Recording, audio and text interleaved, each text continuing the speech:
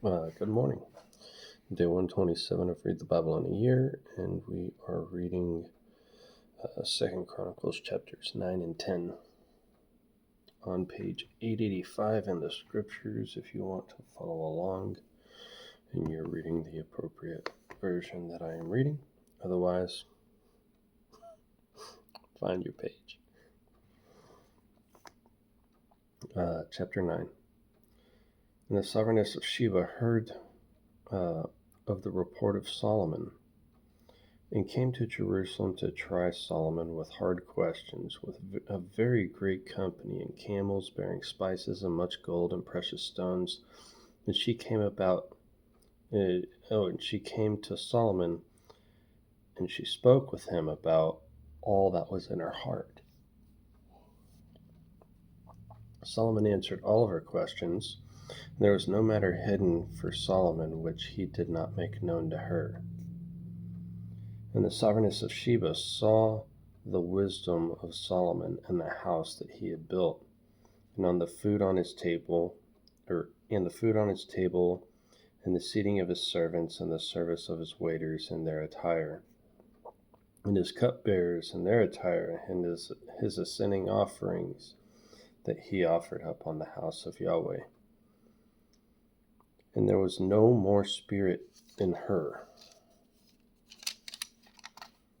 Then she said to the sovereign, True is the word I heard in my own land about your words and your wisdom, but I did not believe their words until I came and saw with my own eyes. And see, I have not been told the half of the greatness of your wisdom. You exceed the report which I heard.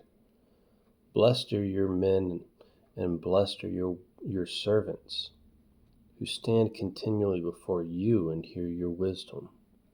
Blessed be Yahweh, who delighted in you and put you on his throne to be sovereign for Yahweh your Elohim.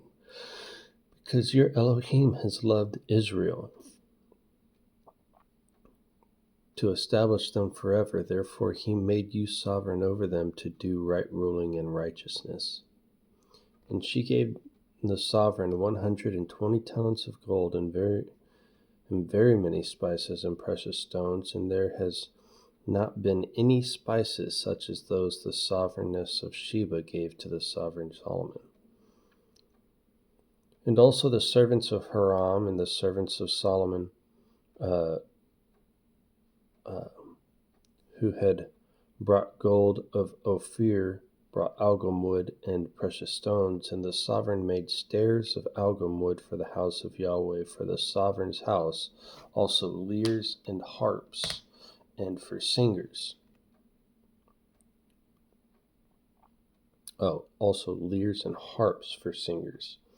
And there was never seen the like of them before in the land of Judah. And sovereign Solomon gave to the sovereignness of Sheba all she desired, whatever she asked, besides that which she had brought to the sovereign. And she turned and went to her own land, she and her servants. And the weight of gold that came to Solomon yearly was 666 talents of gold, besides that which the merchants and the traders bought. And all the sovereigns of Arabia and the governors of the land were bringing gold and silver to Solomon. And sovereign Solomon made 200 large shields of beaten gold. 600 pieces of beaten gold went into each shield, and 300 shields of beaten gold. 300 pieces of gold went into each shield. And the sovereign put them in the house of the forest of Lebanon.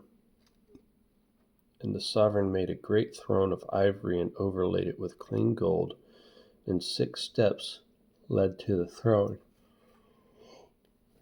with a footstool of gold, which were fastened to the stone, and there were armrests on either side of the place of the seat, and 2 lions stood beside the armrest. And 12 lions were standing there, one on each side of the 6 steps. The like of it was not in any reign. You just see the imagery. You see this freaking massive ivory throne overlaid in gold, lions on each side, 6 steps leading up to it.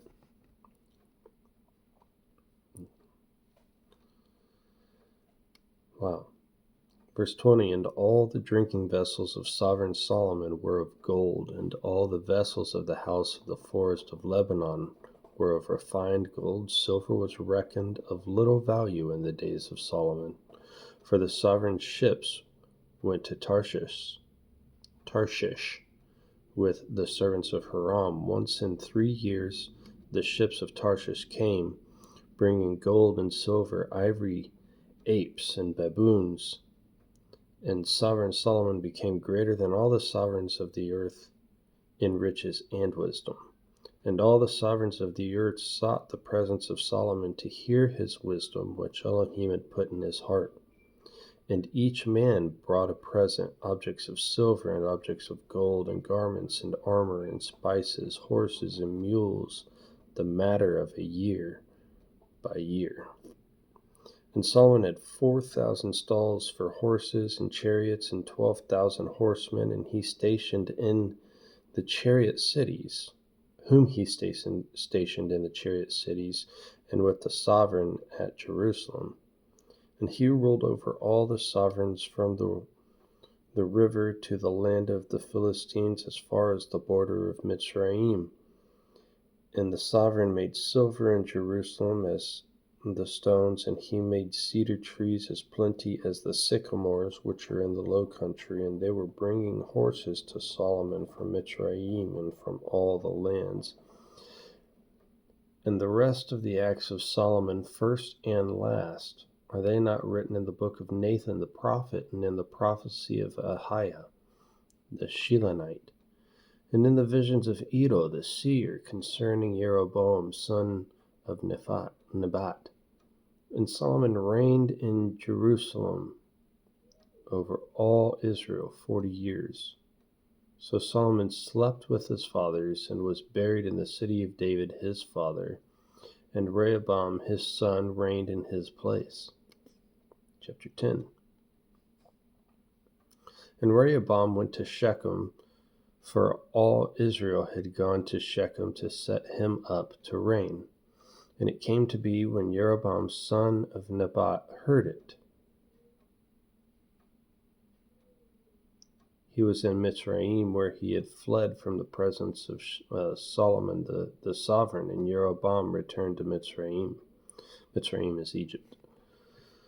So they sent for him and called him, and Jeroboam and all Israel came and spoke to Rehoboam, saying, your father made our yoke hard, and now lighten the hard service of your father and his heavy yoke which he put on us, then we shall serve you. He said to them, come back to me after 3 days, and the people went. Then sovereign Rehoboam consulted the elders who stood before his father Solomon while he still lived, saying, what do you advise me to answer these people? And they spoke to him, saying, if you are good to these people, and shall please them, and speak good words to them, they shall be your servants all the days. But he ignored the advice the elders gave him, and consulted the young men who had grown up with him, who stood before him. And he said to them, what advice do you give? How should we answer this people who have spoken to me, saying, lighten the yoke which your father put on us? And the young men who had grown up with him spoke to him, saying, say to this people who have spoken to you, saying, your father made our yoke heavy, but you make it lighter on us.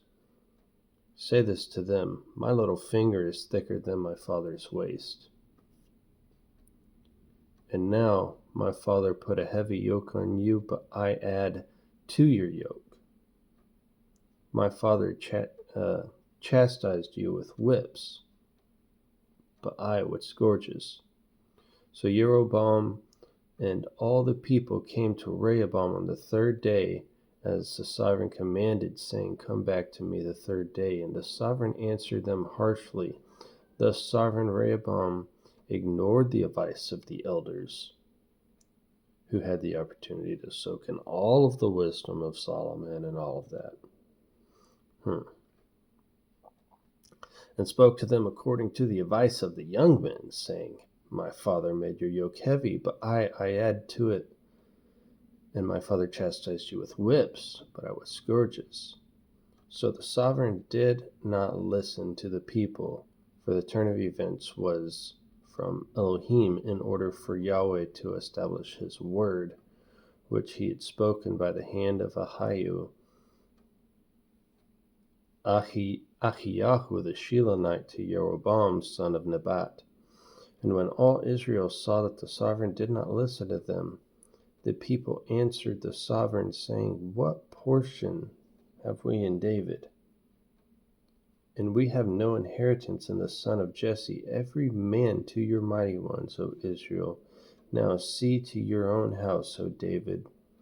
So all Israel went to their tents. But as for the children of Israel who dwelt in the cities of Judah, Rehoboam reigned over them. Then sovereign Rehoboam sent Hadoram, who was over the compulsory labor, and the children of Israel stoned him with stones, and he died. And the sovereign Rehoboam hastily mounted his chariot to flee to Jerusalem. Thus Israel revolted against the house of David to this day. Wow.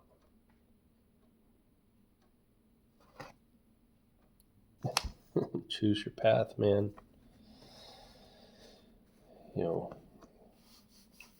If he would have just responded with kind words, or even reasoned with him, be like, hey, yeah, my father, he had all of those buildings built and everything, but look what came from it. Look at the prosperity that came from it, and you worked incredibly hard, and I want to reward you for that, right? If he would have done something like that, some people, just some people. All right, tomorrow we start 11 and 12. Shalom.